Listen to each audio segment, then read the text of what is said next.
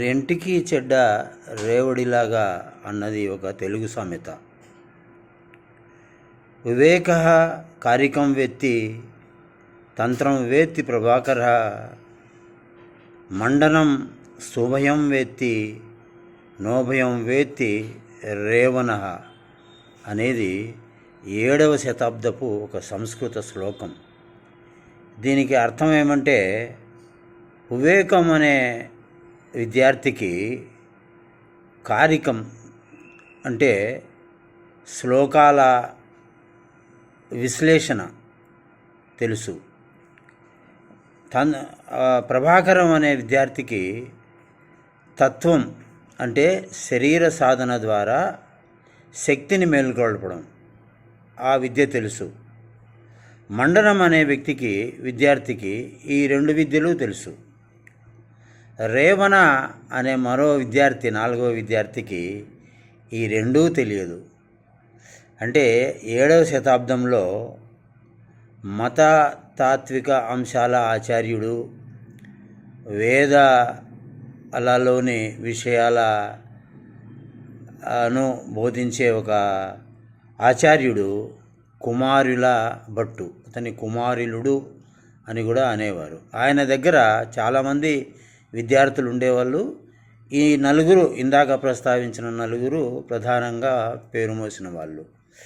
వీళ్ళలో రేవణ అనే విద్యార్థి ఎన్ని సంవత్సరాలు శుశ్రూష చేసినా, అంటే గురు సేవ చేసినా, ఎన్నేళ్ళు ఎంతకాలం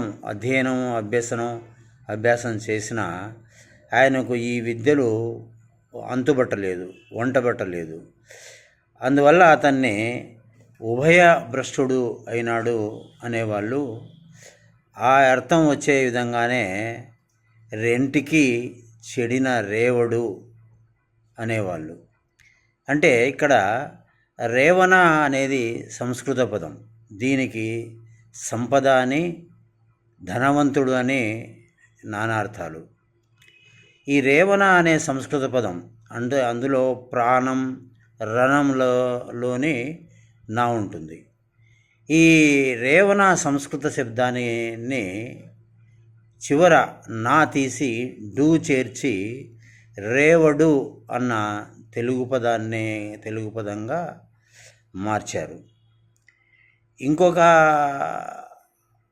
కథనం ఏమంటే, రేవడు అనే అంటే రేవులో, ఏటి రేవులో లేక నది రేవులో బట్టలు ఉతికే వాళ్ళను రేవుడు, రేవళ్ళు అంటారని ఒక కథనం ఉంది. అయితే ఇది సరైన కథనం కాదు. అక్కడ కూడా రేవుడు అన్న పేరునే మనం ప్రధానంగా తీసుకోవాలి.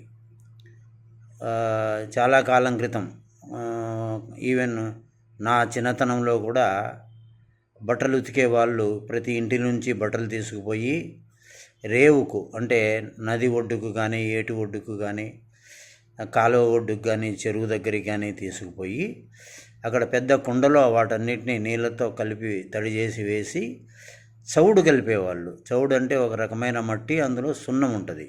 దాన్ని బట్టి ఉడకబెట్టేవాళ్ళు. అంతేగాని బట్టల సబ్బులు ఇలాంటివి ఉండేవాటివి కాదు. ఉడకబెట్టిన తర్వాత వాటిని నది నీటిలో జాడించేవాళ్ళు. జాడించిన తర్వాత అక్కడ పెట్టి ఒక్కొక్క దాన్ని పిండిన తర్వాత ఒక్కొక్క బట్టను, లేదంటే కొన్ని బట్టలు తీసుకొచ్చి ఒడ్డున, ఆ నది గట్టున ఆరేసేవాళ్ళు. ఇట్లా ఒక బట్టలు ఉతికే అతను ఈ పని చేస్తూ ఉండగా సగం బట్టలు ఏటి ఒడ్డున ఉన్నాయి, సగం బట్టలు పైన గట్టున ఆరేశాడు. ఆ సమయంలో నది పూర్తిగా నీళ్లు పెరిగినాయి, నదిలో పారుతూ ఉన్నాయి. పైన ఆరేసేవాడు వాటిని ముందు జాగ్రత్త పరచుకోకుండా నది ఒడ్డున ఉన్న బట్టలను జాగ్రత్త పరుచుకుందామని అక్కడికి వెళ్ళేటప్పటికి అవి కొట్టుకుపోయినాయి. సరే, పైన వాటిని పట్టుకుందామని అప్పుడు జాగ్రత్త పడి పైకి గట్టుకొచ్చేటప్పటికి నదిలో నీటి స్థాయి పెరిగి, నీళ్లు పెరిగి పైన గట్టున నీళ్ళు కూడా కొట్టుకొని పోయినాయి. ఆ విధంగా కూడా రెంటికి చెడిన రేవడు అంటారు. ఈ సామెత అర్థం ఏమంటే, ఏదైనా మనము మన శక్తి సామర్థ్యాలను అతిగా అంచనా వేసుకొని 2-3 పనులను ఒకసారి చేద్దామని, లేదా రెండింటిని ఒకసారిగా పొందుదామని ప్రయత్నం చేయకూడదని, అతి దగ్గరగా ఉన్న వాటిని ఏదైతే సాధ్యపడుతుందో, ఏదైతే కుదురుతుందో వాటినే నేర్చుకోవాలని, లేదా వాటినే ఆ వస్తువునే తీసుకోవాలని, లేదా ఆ పనినే చేయాలని ఈ సామెత మనకు చెబుతుంది. అయితే పాతకాలంలో కూడా బహు విద్యలను అభ్యసించిన వాళ్ళు చాలామంది ఉన్నారు. ఆధునిక సమాజంలో యాంత్రికత, విద్యా విధానాలు పెరిగిన తర్వాత అయితే బహుకళల అభ్యసనం, బహు విద్యల అధ్యయనం ఏక సమయంలో కుదురుతుంది. అలా చేస్తున్నారు కూడా. ఇది పాతకాలం నాటి సామెత. దాని అర్థం ఆనాటి సందర్భంగా అది ఈనాటి సందర్భానికి కూడా అది సమకాలీనంగా అదే అన్వయిస్తుందని అనుకోవడం కూడా పొరపాటే అవుతుంది. ఇది రెంటికి చెడిన రేవడిలాగా అన్న సామెతకు వివరణ.